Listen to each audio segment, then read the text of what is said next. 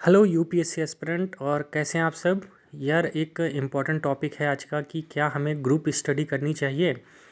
देखिए दोस्तों, इस बारे में कुछ बातें कहने से पहले मैं पहले टॉपर्स की बात आपको बताना चाहूँगा। उसमें सबसे पहले हैं शुभम जी, जिनका 2020 में रैंक 1 आई थी।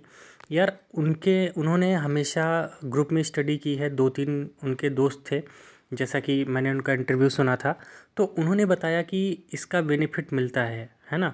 लेकिन वहीं कुछ टॉपर ऐसा कहते हैं कि अगर आप जो है ग्रुप स्टडी में ज़्यादा इन्वॉल्व हो जाते हैं तो आपका पढ़ाई उतनी बेहतर ढंग से नहीं हो पाती। तो एग्जैक्टली करना क्या होता है, आइए देखते हैं। और यार मुझे कितना बेनिफिट मिला और आप कैसे बेनिफिट ले सकते हैं, इसी बारे में चर्चा करेंगे। तो देखिए, सबसे पहले क्या करना है आपको, कुछ सब्जेक्ट को आपको चूज़ करना है जहाँ सब्जेक्ट में क्या है कि आपको फैक्ट ज़्यादा ध्यान देने हैं।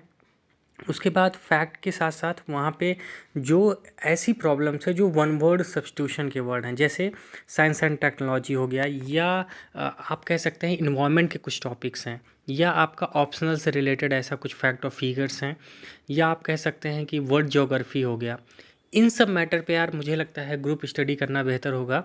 हिंदी मीडियम की बात करें दोस्तों, तो सुनील धनवंता सर हैं, उन्होंने कहा है ग्रुप स्टडी आप बिल्कुल हिंदी लिटरेचर में आप कर सकते हैं, क्योंकि आप जो कवियों के जो लिखते हैं ना कवि, उसको हमें कोटेशन के रूप में यूज करना पड़ता है, तो उसको याद करने में आप एक दूसरे की मदद कर सकते हैं। उसके बाद दोस्तों रवि कुमार सिहाग सर हैं, उन्होंने भी ग्रुप स्टडी के बारे में रेकमेंड किया था कि ग्रुप स्टडी करनी चाहिए, लेकिन सेलेक्टेड टॉपिक पे, हर टॉपिक पे आप ग्रुप स्टडी करेंगे तो ये यूपीएससी है, कहीं ना कहीं आपको लॉस भी हो सकता है।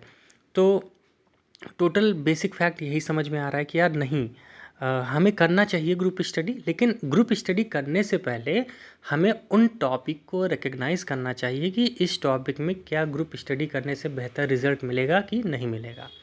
दूसरी बात, देखिए दूसरी बात ये है कि क्या आंसर राइटिंग जब आप करते हैं, मान लीजिए अभी का जो दौर चल रहा है यार दोस्त, अगर 2023 आपका टारगेट है, 24 आपका टारगेट है, तो अभी आप जो पढ़ रहे हैं तो उस पर आंसर राइटिंग आप कर सकते हैं। अगर आप कर रहे हैं ना, तो आप अपने पार्टनर्स को उसको दिखा सकते हैं।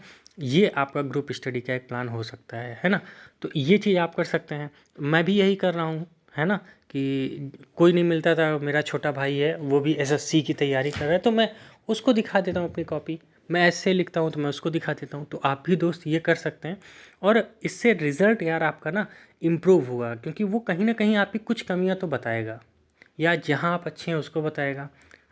एक चीज़ मैंने देखा है, अगर आपको कोई चीज़ अप्रिसिएट कर दिया जाए या कोई आपकी बड़ाई कर देना किसी पॉइंट से, तो वह पॉइंट कभी आपका भूलता नहीं है दोस्त, है ना। अगर आपने आज तक ग्रुप में ये बात नहीं की है तो आप करके देखिएगा।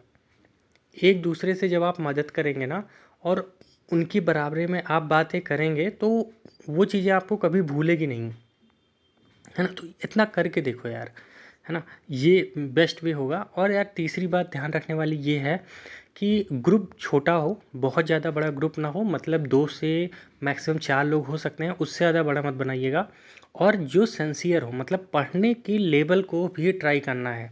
आप कहीं ऐसे व्यक्ति से तो नहीं पूछ रहे हैं जो आपकी लेवल को ही नहीं समझ रहा, तो यार ऐसे ग्रुप से कोई मतलब नहीं है। तो प्लीज़ ग्रुप को भी डिफ़ाइन करने की ज़रूरत है कि मैं जिस ग्रुप से बिलोंग कर रहा हूँ क्या वो यूपीएससी लेवल का है कि नहीं। तो इन कुछ बातों को दोस्तों ध्यान रखना है।